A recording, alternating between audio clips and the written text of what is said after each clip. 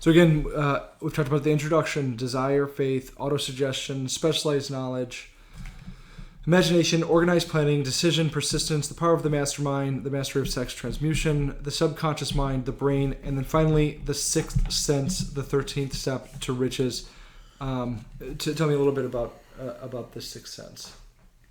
So I love what you say about it, that you can kind of feel or tap into someone else's thoughts or their desires or whatever they're feeling, right? And you can kind of see it. I haven't quite been able to develop that.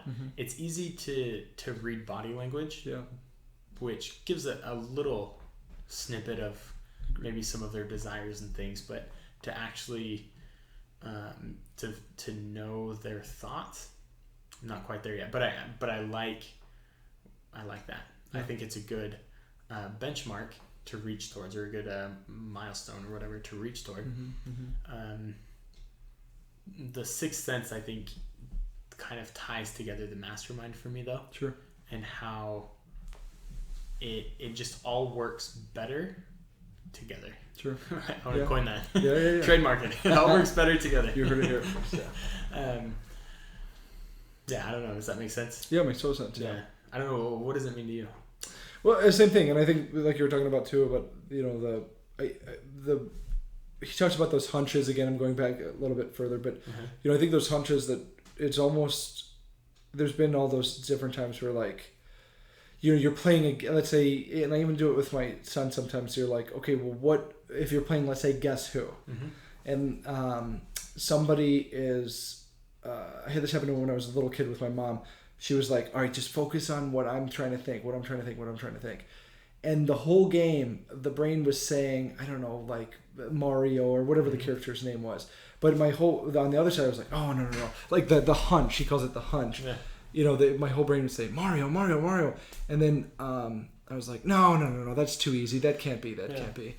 And then at the end of it, it's Mario. And it's like, the whole time, like that infinite knowledge or the universe, it was telling me that. And even like I did it to my son the other day, we were going through something, I think it was actually Guess Who, and he was like, I said, what color am I thinking about? And I was thinking red in my head, and I kept saying red. And then he kept going blue, and I was like, I said no, and he said white, and I said no. He said silver, and I said no.